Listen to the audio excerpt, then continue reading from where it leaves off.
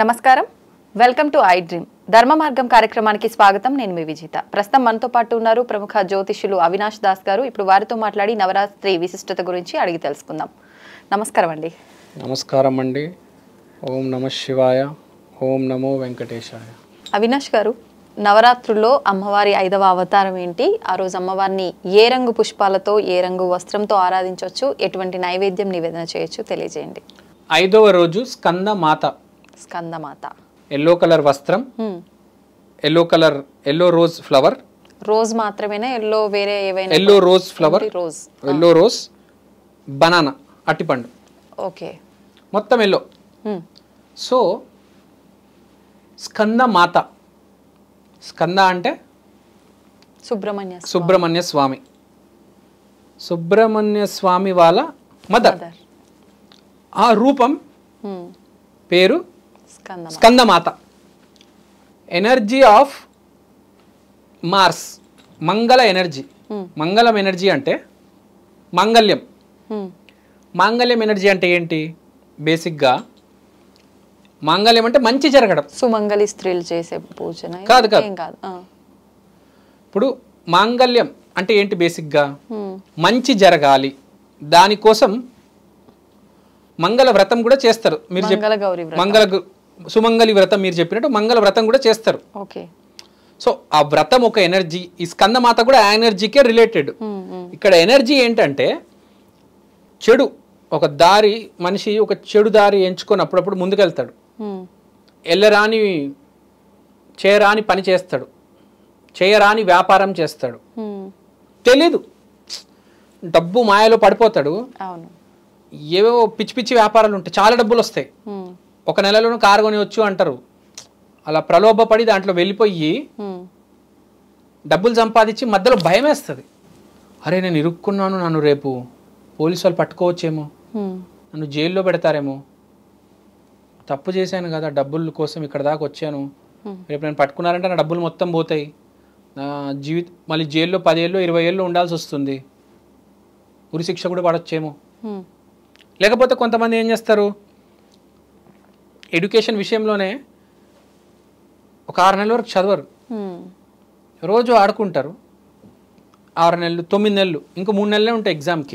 Exam దగ్గర అయినాక చదవడం స్టార్ట్ చేస్తారు. సో అలాంటి వరకు ఒక స్పీడ్, ఒక బూస్ట్ కావాలి. ఇప్పుడు 9 నెలల్లో ఏదైతే చదవలేదో నేను 3 నెలల్లో చదవాలి. ఇప్పుడు అంత కవర్ చేయాలి 3 నెలల్లో.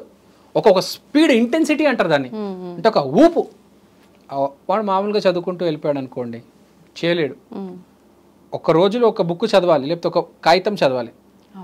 కానీ ఇప్పుడు ఒకటే రోజు నువ్వు 9 కాగితాలు చదవాలి, 9 పేజెస్. ఆ ఊపు కావాలి. అదే ఆ అటెన్షన్ కూడా అంతే ఉండాలి, ఏకాగ్రత. స్ట్రెంగ్త్ ఎంత ఉండాలండి? చాలా ఎక్కువ ఉండాలి. 9 నెలల్లో చేయాల్సింది 3 నెలల్లో చేయాలంటే ఎంత కష్టం మీరు ఆలోచించండి. ఇప్పుడు బాడీ బిల్డర్ ఉన్నాడు, రోజు 1 గంట చేయాలి, ఆడొక చేయలేదు. ఇప్పుడు ఆడు రోజు 4-5 అవర్స్ చేయాలి. ఎంత కష్టం! అసలు పగిలిపోతాయి మొత్తం. అసలు చేతులు పని చేయవు, కాలు పని చేయవు, ఇంకా అంత చేయాలి వాడు ఎక్సర్సైజ్. అంత శక్తి ఎక్కడి నుంచి వస్తుంది? శక్తి కావాలి కదా. ఆ శక్తి ఇచ్చేది స్కందమాత. స్కందుడు అంటేనే శక్తి. ఆటంకాలని ఎదుర్కోవాలంటే స్కందుడే. ఏదైనా పని మొదలెట్టాలంటే ముందు విఘ్నేశ్వరుడి ఆశీర్వాదం తీసుకొని మొదలు పెట్టాలి. పని మొదలుపెట్టిన తర్వాత ఆటంకాలు వస్తే కాపాడేది స్కందుడే. ఈ జర్నీలో ఇప్పుడు ఇది బంజారా హిల్స్ అండి, నేను బంజారా హిల్స్ నుంచి బేగంపేట వెళ్ళాలి. ఇక్కడ బంజారా హిల్స్లో విఘ్నేశ్వరుడు ఆశీర్వాదం తీసుకొని బయలుదేరాను. వెళ్తున్నాను, నాకు మధ్యలో ఆటంకం వచ్చింది. కాపాడేది స్కందుడే, ఇంకెవరు లేరు. ఈ జర్నీలో ఏదైనా ప్రాబ్లం వస్తే ఆటంకం స్కందుడు కాపాడతాడు. రోడ్డు మీద బండి ఆగిపోయింది, ఒక 4 రావాలి, హెల్ప్ చేయాలి కదా. ఎక్కడి నుంచి వస్తారు? ఒక అమ్మాయి ఉంది, ఏదో ఆఫీస్లో పని చేస్తుంది, అమ్మకు ఆఫీస్లో ఎవరో ఇబ్బంది పెడుతున్నారు. ఇప్పుడు ఎలా? ఇంకోటి వచ్చి కాపాడాలి, సపోర్ట్. ఒకటి రావాలి. ఈ అమ్మాయికి ఒకటి తోడవుతేనే వాడిని ఎదిరించగలగదు కదా. ఒక 3 రావాలి, అప్పుడే కదా వాడిని ఎదిరించగలిగేది. అమ్మాయి ఒంటరిగా నేను ఎదిరించలేకపోతున్నా, వాడి శక్తి ఎక్కువ ఉంది వాడికి. స్కందుడు, ఆ స్కందుడు అనే ఎనర్జీ సపోర్ట్ బేసిక్గా స్కందుడు అంటే సపోర్ట్. ఒక సపోర్ట్ సిస్టమ్ అనేది వస్తుంది, ఒక షీల్డ్. ఈ స్కందుడు బేసిక్గా చాలా ఇంపార్టెంట్ మనకు. మనం పని మొదలెట్టేస్తాం బేసిక్గా, కానీ 99% మందికి ఆటంకాలు ఎదురవుతాయి కదా. ఎవడో ఒక 1% ఉంటాడు, బాగా వినాయకుడు కటాక్షం ఉంటుంది, ఆటంకాలు ఉండవు, ఏముండవు, స్పీడ్గా వెళ్ళిపోతాడు. 99% మందికి ఆటంకాలు వస్తాయి. వాళ్ళని కాపాడేది స్కందుడే. స్కందుడు అనే శక్తి లేకపోతే భూమి మీద భూమి నడవదు. స్కందుడు అంత ఇంపార్టెంట్. అండ్ ఈ తప్పుదారులు పోయే వాళ్ళు ఉంటారు కదా, వాళ్ళని ఒకడు కొట్టి మళ్ళీ దారి మళ్ళించి కరెక్ట్ దారిలో పెట్టేది స్కందుడు. అరే తప్పుదారులు వెళ్తున్నావు, ఇటు తిరిగి రైట్ కొట్టు, రైట్ లెఫ్ట్ వద్దు అమ్మో, మంచి రోడ్ కాదు అది, బోల్తా పడతావు. ఆ రోడ్ ఎక్కువ బాగుంటుంది. ఆ బెంగళూరు హైవే అంటే మంచిగా వెళ్ళు, సూపర్గా ఉంటుంది, బండి 108 స్పీడ్లో వెళ్తుంది. అట్లా దారి బైపాస్ రోడ్ అంటారు చూడండి, కట్ చేయించి వేరే దారిలో తీసుకెళ్ళిపోతాడు. నువ్వు తప్పు రోడ్ ఎక్కావు సరే, విఘ్నేశ్వరుడు కటాక్షం ఉంటే కరెక్ట్ రోడ్ ఎక్కుతావు, వెళ్ళిపోతావు డైరెక్ట్. ఇక్కడ మెహదీపట్నం దగ్గర కరెక్ట్ ఫ్లైఓవర్ ఎక్కుతాడు, ఎయిర్పోర్ట్ వెళ్తాడు, ఫ్లైట్లో వెళ్ళిపోతాడు విఘ్నేశ్వరుడు కటాక్షం ఉంటే. నువ్వేం చేసావు, విఘ్నేశ్వరుడు కటాక్షం లేదు నీకు, నువ్వు ఫ్లైట్ ఎక్కలేకపోయావు, నువ్వు కారులో వెళ్తున్నావు సరే, కారులో వెళ్తున్నా కూడా మంచి రోడ్ ఎక్కాలి కదా, మళ్ళీ ఆ పిచ్చి రోడ్ ఏంద్రా, ముందే ఫ్లైట్ మిస్ అయిపోయింది. సరే రోడ్ వెళ్తున్నావు, రోడ్డు మార్గాన్ని వెళ్తున్నావు, వెళ్ళిపోవచ్చు. బెంగళూరు 8 hours, వాడు 1 hourలో వెళ్తావు, నువ్వు 8 hours వెళ్తావు. ఆ వెళ్ళే దారి అనేది బాగుండాలి కదా, మార్గం బాగుండాలి కదా, బెంగళూరు హైవే ఎక్కాలి కదా. నువ్వు సర్వీస్ రోడ్ ఎక్కి గుంతలు వెళ్తే ఎట్లా ఉంటుంది, ఇంకా ఎప్పుడు వెళ్తావు, 2 రోజులు పడుతుంది. సో బేసిక్గా ఆ దారి మళ్ళించేవాడు స్కందుడు, కరెక్ట్ దారి చూపిస్తాడు. దారి చూపించాడు, సరైన దారి చూపించేవాడే స్కందుడు.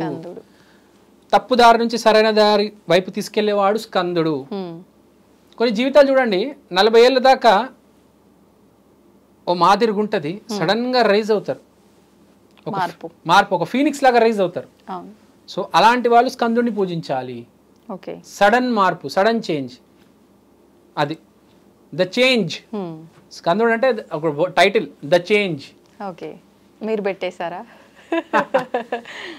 బేసిక్ గా ఒక ఎనర్జీ అది. అసలు స్కందుడు అంటే ఎనర్జీ ఏంటంటే తెలియాలి కదా, ఒక మార్పు. మీరు చూడండి, సుబ్రహ్మణ్య స్వామి మాల తీసుకుంటారు, కేరళకి వెళ్తారు, అప్పటి వరకు ఒక ఎత్తు ఉంటుంది, వస్తారు మాల నుంచి పక్కన పెట్టేస్తారు, బయటికి వస్తారు, మనిషికి ఆస్కార్ అవార్డు వస్తుంది. రాహుల్ సిప్లిగంజ్ అతనికి వచ్చింది, కేరళకి వెళ్ళి వచ్చాడు, మాల నుంచి బయటకు వచ్చాడు, ఆస్కార్ అవార్డు వచ్చింది అతనికి. అతను కూడా ఈ విషయం చెప్పాడు. సో సడన్ చేంజ్, చాలా ఇంటెన్సిటీ ఉంటుందండి, ఒక మార్పు వస్తుంది, ఆ పవర్ ఉంది ఆ స్కందుడిలో. అది బేసిక్గా. మొత్తానికి 5వ రోజు స్కందుని పూజించాలి. స్కందమాతని పూజించాలి. ఓకే, ధన్యవాదాలండి. ధన్యవాదాలు.